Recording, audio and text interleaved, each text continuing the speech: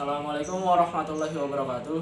Perkenalkan, nama saya Taufik Hendriansyah. Saya dari Politeknik Negeri Subang, Prodi Sistem Informasi dengan nomor pokok 10107058. Di sini saya ingin meresum buku yang ditulis oleh Dr. Ujang Carda, SSH, MH, MIP, yang berjudul Pendidikan Pancasila untuk Pendidikan Tinggi. Bab 1. Orientasi terhadap pendidikan Pancasila. Pada poin A, landasan dan tujuan pendidikan Pancasila. B, rumusan Pancasila. Dan C, tujuan mempelajari Pancasila. Bab 2, memahami sejarah Pancasila sebagai lambang negara Indonesia. Pada poin A, Pancasila dalam sejarah bangsa Indonesia. B, Pancasila sebagai lambang negara Indonesia. Dan C, memahami Pancasila sebagai lambang negara Indonesia dari putusan Mahkamah Konstitusi nomor 4 PUU 10/2012.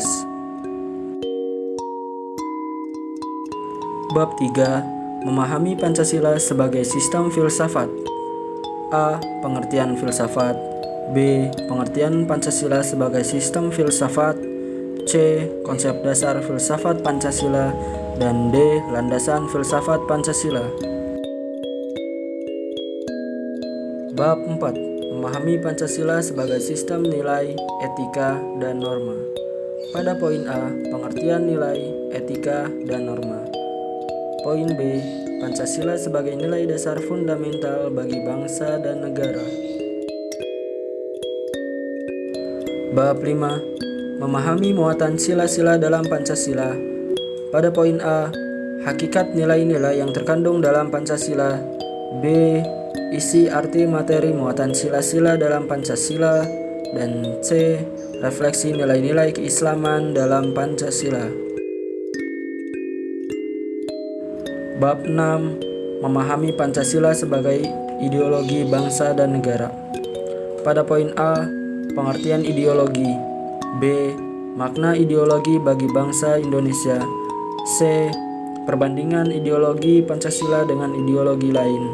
D, kedudukan dan fungsi Pancasila dalam tata kehidupan bangsa Indonesia.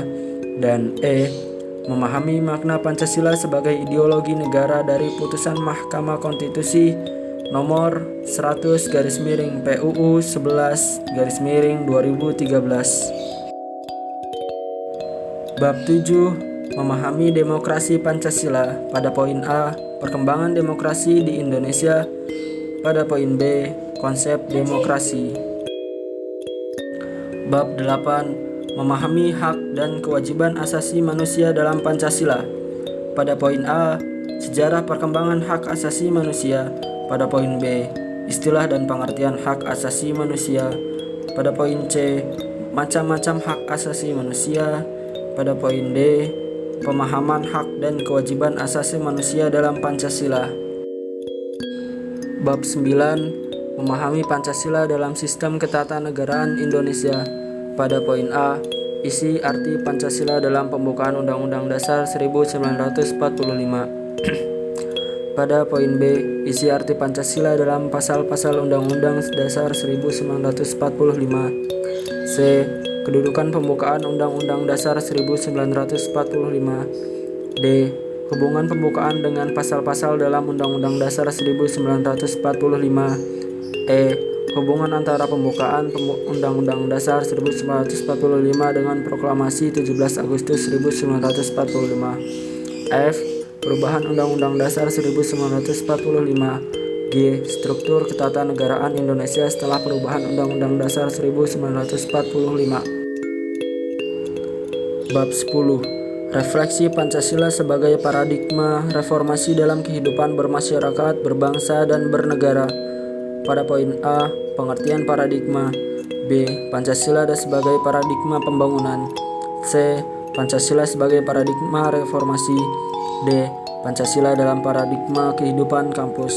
E, eksistensi Pancasila sebagai paradigma pembangunan di era globalisasi. Pada buku ini juga sudah tertera daftar pustaka dari isi dalam buku ini dan glosarium yang mengartikan kata-kata sulit dalam buku ini. Terus juga ada indeks penulis dan ada biodata penulis. Sekian resume buku yang saya jelaskan tadi. Terima kasih yang telah menonton dan jangan lupa untuk memberi like dan komen. Assalamualaikum warahmatullahi wabarakatuh.